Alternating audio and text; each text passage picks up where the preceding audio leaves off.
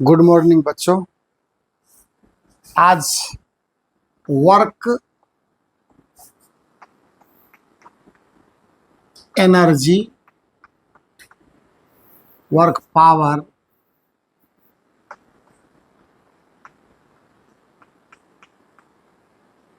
And energy, चल तो यही रहा है ना। अभी इसी का वीडियो आपको कंटिन्यू मिल रहा है।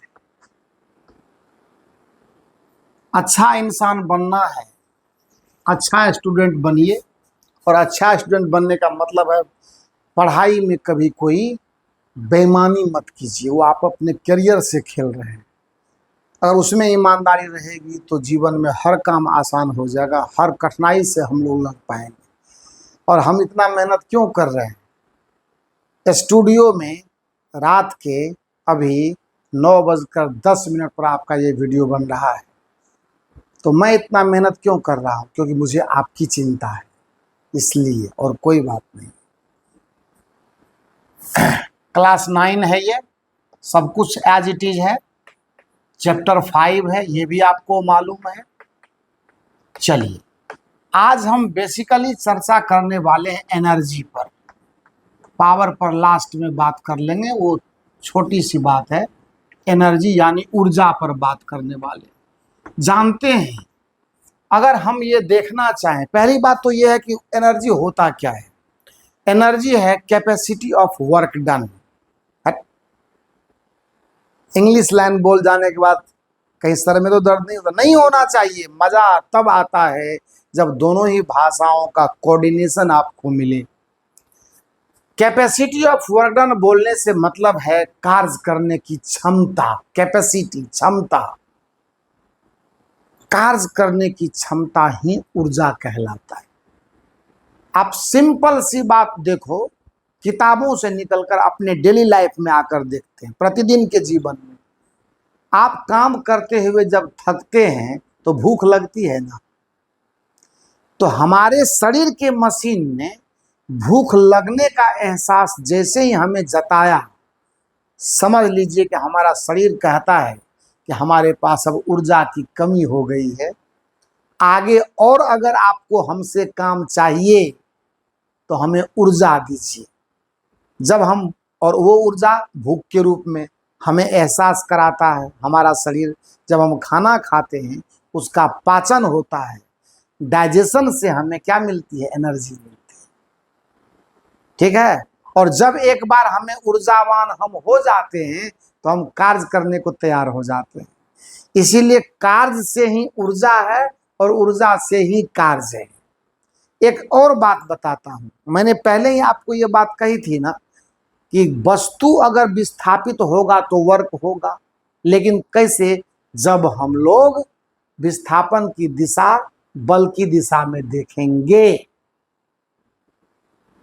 कार्य के और प्रारूप हम आपको दिखाएंगे, आप चिंता न करें, अभी खत्म वो नहीं हुआ। कैसे? अगर यहां से इस वस्तु को मैं उठाता हूं ऊपर, अब यहाँ है तो बिल्कुल शांत बैठा हुआ, कोई दिक्कत नहीं। अगर मैं यहाँ से उठाता हूं तो मैं इस पर काम कर रहा हूं, मैं इस पर कार्य कर रहा हूं। इसमें ऊर्जा आई, छोड़ूंगा तो ये क्या होगा? गिर जाएगा। ऊर्जा थी इसीलिए मूव किया। ऊर्जा नहीं होती तो यहाँ रखा हुआ कहाँ ऊपर की तरफ उछल रहा है? ये नहीं हो रहा ना। इसीलिए ऊर्जा है तो कार्य है, और कार्य करके ही ऊर्जा भी स्टोर करते हैं हम लोग। तो अभी आप जाने कि कार्य करने की क्षमता को ऊर्जा कहते हैं। कार्य करने की क्षमता को ऊर्जा कहते हैं। बस एक लाइन में लिखूंगा कि क्षमता को हम क्या कहते हैं? ऊर्जा कहते हैं, एनर्जी कहते हैं। एनर्जी है ना, कहते हैं। हो गया। अगर आप देखना चाहें तो capacity of work done is called energy. Capacity of work done is called energy. कहीं कोई दिक्कत वाली बात नहीं है। ठीक है। अब एनर्जी के अगर रूप देखना चाहें तो अब मैं क्या बताऊं मैं आपको। एनर्जी बहुत से हैं अपनी प्रकृति में। जानते हैं, यांत्रिक ऊर्जा, कुछ का मैं नाम आपको दिखा देता हूं हैं। विद्युत ऊर्जा जो हम लोग यूज करते हैं, आप देखिए ना, विद्युत ऊर्जा। और सबसे तो महान है भाई साहब प्रकाश ऊर्जा, है ना, प्रकाश ऊर्जा। और जान लीजिए, जानते चलते हैं जितना संभव है वो तो हम लोग अपने प्रकृति का देख ही लेंगे। प्रकाश ऊर्जा के बाद उष्मा ऊर्जा। उष्मा ऊर्जा बहुत प्रकार की ऊर्जा है ना। उष्मा ऊर्जा के बाद ध्वनि ऊर्जा। अभी जो मैं बोल रहा हूं ना, तो मैं एनर्जी प्रोपेगेट कर रहा हूं मीडियम को, ध्वनि ऊर्जा। नाभिकीय ऊर्जा, चलिए, और नाभिकीय ऊर्जा, न्यूक्लियर एनर्जी बोलते हैं उसको, नाभिकीय ऊर्जा। बहुत से ईटीसी कर देते हैं ज्यादा, और अभी इसमें हम लोगों को परेशान होने की जरूरत नहीं है ना। कहता है कि यूं तो ऊर्जा बहुत प्रकार के होते हैं, पर अलग अलग हिस्सों में, अपने फिजिक्स के अलग अलग हिस्सों में अलग अलग प्रकार की ऊर्जा की बात हम लोग करने वाले हैं या करते हैं। यहाँ नहीं करते हैं तो आगे भी करेंगे, वो मैटर नहीं है। अभी मैटर है कि मैं जहां अभी हूं, जिस चैप्टर को मैं पढ़ रहा हूं, we are concerned with only mechanical energy. हमें सिर्फ अभी जरूरत है यांत्रिक ऊर्जा से, ठीक है ना। यांत्रिक ऊर्जा यानी मैकेनिकल एनर्जी, मशीनों से, मैकेनिकल वर्क से। जैसे मैं इसको उठा रहा हूँ, इस चौक को मैं उठा रहा हूँ, इस डस्टर को मैं यहाँ से उठा करके ऐसे घुमा रहा हूँ, चला रहा हूँ, कुछ भी कर रहा हूँ, है ना, समझ गए ना।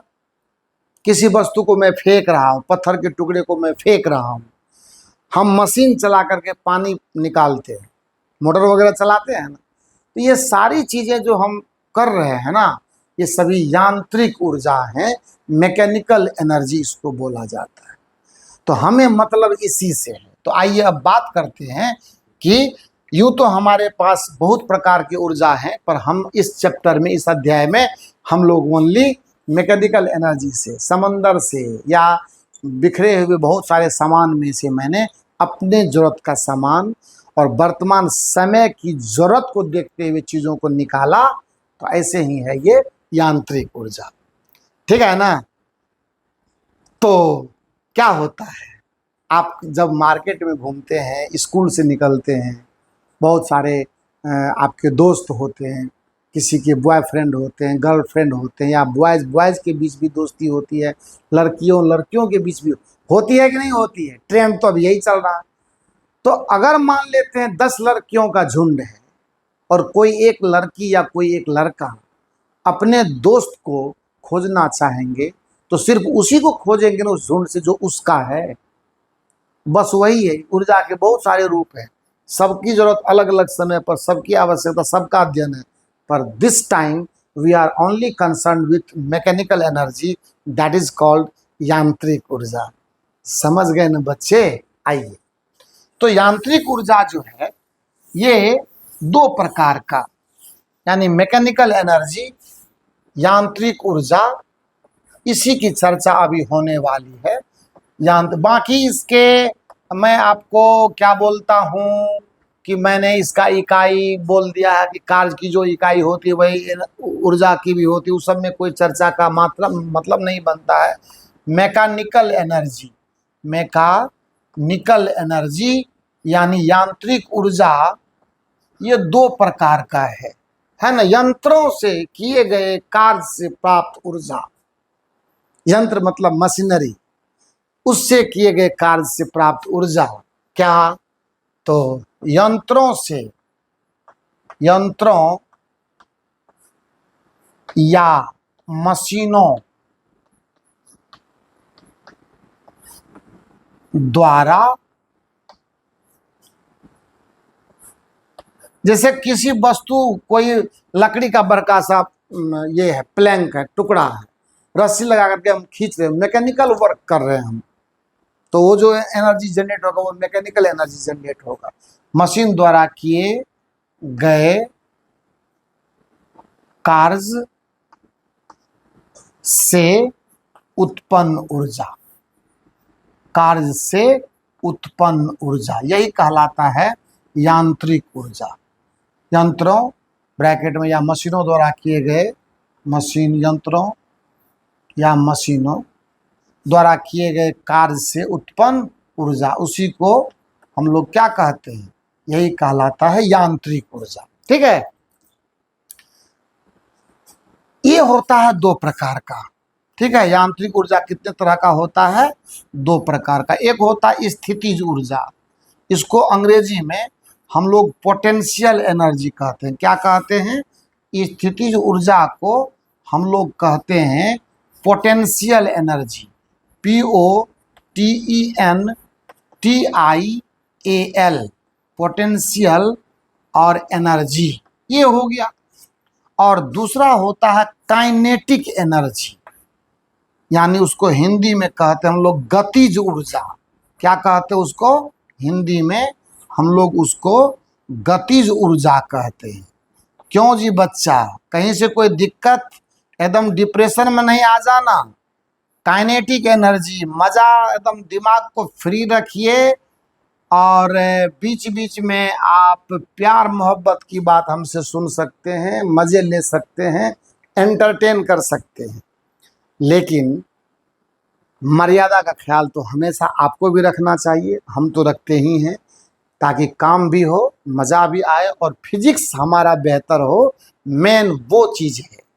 ठीक है, तो गतिज ऊर्जा और स्थितिज ऊर्जा दोनों की चर्चा अभी हम आपके सामने कर देते हैं और आप देखेंगे कि किस तरह से काइनेटिक एनर्जी और किस तरह से पोटेंशियल एनर्जी का मामला हमारे लिए।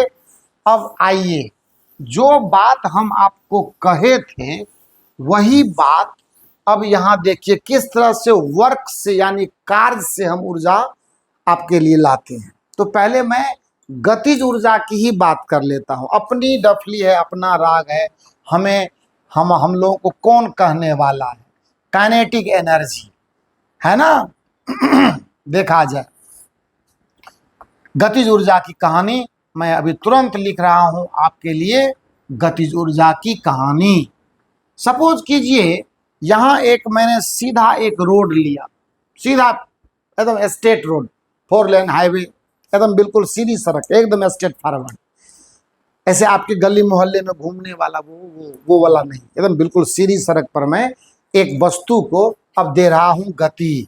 वस्तु कौन सी है, आपके घर की वो प्यारी सी गाड़ी। इस तरह से सर ये तो ट्रक बना रहे हैं, यही प्यारी सी गाड़ी है। अरे यार रहने दो, कोई प्रॉब्लम नहीं है तो क्या हो, हमको फिजिक्स पढ़ना है कि हमको अभी देखना है कि ट्रक है कि कार है, कोई तो गाड़ी है। सपोज करते हैं कि किसी टाइम t=0 पर, यानी स्टार्टिंग टाइम में, ये प्रारंभ की बात मैं कर रहा हूँ आपसे। सबसे खूबसूरत बात क्या है कि जितने भी लेक्चर बन रहे हैं ना, हम लोगों के अपनी भाषा में बन रहे हैं, मतलब अपने लोक भाषा में बन रहे हैं, ताकि हमें समझने में कोई परेशानी ना हो। इसका ख्याल मैंने बखूबी रखा हुआ है। इस समय में मान लो इसको वेग हमने क्या दिया, u दिया, ठीक, और ये अब चल पड़ा। इसका द्रव्यमान m है, ये मैं आपको यहाँ लिख के देता हूँ। द्रव्यमान कितना लिया है मैंने, यहाँ पर इसका m लिया हुआ है। द्रव्यमान बराबर क्या लिया हुआ है मैंने यहाँ पर भी लिख दिया है। हो सकता है कि वीडियो में आपको सही क्लियर नहीं विजन आवे, तो इसको मैं थोड़ा और पिक्चर को मैं बड़ा कर देता हूँ ताकि आपको समझने में परेशानी ना हो। मेन तो आपके लिए बन रहा है, तो आपको दिक्कत हो गई तो फिर बनने का इसका कोई मतलब नहीं होता। मैंने इसका द्रव्यमान m लिया, मुझे लगता है अब क्लियर है। तो इस समय में जैसे ही इसको वेग मिला, ये चलना शुरू करेगा और चलते चलते चलते चलते किसी अलग पोजीशन पर, ये x=0 की स्थिति है इसका, x=0 पर, यानी जहाँ से ये इसका हम डिस्टेंस यानी दूरी या विस्थापन मेजरमेंट कर रहे हैं। ये स्टेट रोड है तो मतलब दूरी विस्थापन दोनों तो आपको समझ में आता है कि सेम होगा। ये गाड़ी यहाँ आ गई, जब यहाँ आ गई गाड़ी, थोड़ी बड़ी हो गई यहाँ आते आते, है ना। यहाँ जब गाड़ी ये आ गई तो हमने ये देखा कि इसका वेग यहाँ तक आने में भी है और ये पोजीशन x=d अब हमने प्राप्त कर लिया। बिल्कुल सही बात है, d हमने प्राप्त कर लिया। तो अब कहना क्या है कि जब ये गाड़ी यहाँ से चल करके यहाँ आई है, वेग भी परिवर्तित हुआ है और ये दूरी भी चला है, विस्थापन भी इसका क्या है, यहां से लेकर के यहां तक का इसका d है। क्लियर? तो हम वेग बदला है तो इसका मतलब त्वरण रहा होगा गति में। अभी मुझे इस बात से कोई मतलब नहीं कि मैं गतिज ऊर्जा पढ़ रहा हूं, अभी आप काइनेमेटिक्स पढ़ रहे हैं सरल गतिकी में, तो वेग वृद्धि हुई है तो त्वरण रहा होगा ना। मानते हैं कि त्वरण का मान कितना है, a। अब आइए ना हम लोग लगाते हैं अपना जो कॉन्सेप्ट है वो लगाते हैं। क्या लगाएं कॉन्सेप्ट, तो लिखिए सूत्र जो हम इसके लिए यूज करेंगे, मुझे त्वरण का मान निकालना है। सूत्र से कौन सा सूत्र लगाएंगे, सूत्र लगाएंगे v equal to U plus A T. क्या ये सूत्र लगेगा? नहीं लगेगा। बोलिए क्यों नहीं लगेगा? क्योंकि टाइम इसमें दिया हुआ नहीं है। ये भी हमेशा ध्यान रखना है कौन सा सूत्र कहाँ लगेगा। तब से मैं सिखाता आ रहा हूं और ये प्रैक्टिस से ही अनुभव होगा। यहां देखिए एस है यानी डी है, तो सूत्र कौन सा लगेगा? एकदम आप ध्यान से देखो, V square equal to U square plus 2as। बस यहां से होगा V square equal to U square plus 2as के बदले आप डी लगा दो। एक बिना किसी परेशानी के V square minus U square बराबर 2ad। और ये देखिए आपको a का वैल्यू दे रहा है जो है V square minus U square बटा 2 इंटू डी। कहीं से कोई दिक्कत नहीं है। जब एक्सीलरेशन आ गया तो फोर्स आएगा। आइए, इसीलिए F बराबर क्या होगा, मास इंटू एक्सीलरेशन, यानी ये हो जाएगा m into V square minus U square बटा 2d। क्लियर हो गया ना? सो कुल मिलाकर के ये आ गया 1/2 into M into V square minus U square बटा डी। आ गया, फोर्स आ गया। और अब मैं फिर आपको ये बताना चाहूंगा कि ये आपका जो बल है, बल जो आपने प्राप्त कर लिया, इस बल से विस्थापन भी तो है, और इस विस्थापन से वर्क का मान कितना होगा सो बता दीजिए। इसीलिए W equal to force into displacement बराबर हुआ फोर्स का मान, वहां से देखा जाए 1/2 m है ना, और into V square minus U square बटा डी और इंटू डी। डी से डी खत्म हो गया, बराबर 1/2 m इंटू वी स्क्वायर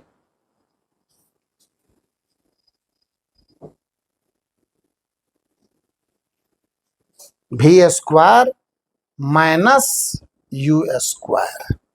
हम कुछ नहीं आपको बताएंगे, ध्यान से देखा जाए ये 1/2 mv square minus 1/2 mu square. ठीक है, यानी इस जगह पर इसकी गतिज ऊर्जा का मान आ गया कितना, हाफ mv स्क्वायर, और इस जगह पर गतिज ऊर्जा का मान आ गया कितना, हाफ mu स्क्वायर।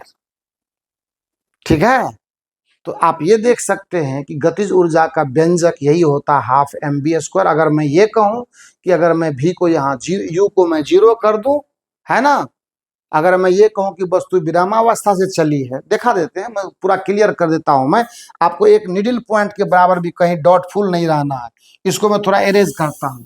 अब मैं आपको बता रहा हूं, अगर u बराबर 0, अगर मैं क्या कहूं u बराबर 0, देन यानी तब क्या होगा, W बराबर 1/2 इंटू, ये 0 हो गया तो मामला ये खत्म हो गया ना, ये हो गया कितना, हाफ mv स्क्वायर। तो वस्तु को विरामावस्था से जब हम चलाते हैं, यानी u बराबर 0 से अगर मैंने चलाया, तो ये वस्तु जब इस पर त्वरण से गति प्रारंभ की तो फोर्स तो यही आ गया, फोर्स, और यहाँ भी आकर के इसका डिस्प्लेसमेंट क्रिएट किया, तो उस डिस्प्लेसमेंट क्रिएट होने से यहाँ पर वेग बदला, और वेग बदलने से जो त्वरण पैदा हुआ, उस त्वरण से जो फोर्स बना, और फोर्स से जो डिस्प्लेसमेंट है उसके चलते वर्क डन है। So W equal to half mv²। तो यहाँ पर अगर U को मेंटेन करेंगे तो यहाँ की भी गतिज ऊर्जा मिलेगी और यहाँ की भी मिलेगी, ठीक है ना। तो अगर मैं यहाँ विरामावस्था से शुरू करता हूँ तो हाफ mv²। सो किसी पोजीशन x पर हमको जो काइनेटिक एनर्जी का व्यंजक मिल रहा है वो कितना मिल रहा है, यही गतिज ऊर्जा, यही वर्क डन किस रूप में मौजूद रहेगा। तो कहते हैं यही किया गया कार्य वस्तु में गतिज ऊर्जा के रूप में निहित रहती है। यही कार्य वस्तु में किस रूप में होती है, वस्तु में गतिज ऊर्जा के रूप में जमा हो जाती है, गतिज ऊर्जा देती है। बस ज्यादा नहीं लिखना है, इसको आपको समझाना था हमको, बस आज यहीं पर समाप्त भी करेंगे, ज्यादा नहीं खींचना है। इसीलिए हम लोग सीधा बोलते हैं काइनेटिक एनर्जी बराबर कितना होता है, फार्मूला हाफ mv²। अगले लेक्चर में हम आपको ये भी बताएंगे कि ये जो दोनों u और v मैंने लिया है इसका क्या फायदा है, वो भी आपको दिखाई देगा, उसकी चिंता आपको करनी नहीं है। सो आज जो इस चैप्टर में हमने ऊर्जा का मामला देखा, चूँकि बेसिक पर काम करना होता है इसीलिए बहुत ज़्यादा सिलेबस को जंप कराना सही नहीं है, आपको समझाना भी है और आपको समझना भी है ना। अगर आसानी से समझ में आता है तो इसका मतलब हमारी जीत है, हम आपको समझाने में सफल हो रहे हैं। तो चैनल को सब्सक्राइब कीजिए, दोस्तों में इसको ज़रूर, मैं बार बार कहता हूँ, हर लेक्चर में कहता हूँ कि आप अगर इसको ब्रॉड नहीं करेंगे, फैलाएंगे नहीं, तो ये प्लेटफॉर्म बहुत मजबूत नहीं हो पाएगा। और आपका जो मैं साथ दे रहा हूँ, अभी तो शुरुआत है, बाकी और सब्जेक्ट भी जब जुड़ेंगे आपको फुल मज़ा आएगा और आपको लगेगा कि एकमात्र यही प्लेटफॉर्म है जहाँ से हम बड़ा इंसान बन सकते हैं, बड़ा एजुकेशन ले सकते हैं। Thank you so much.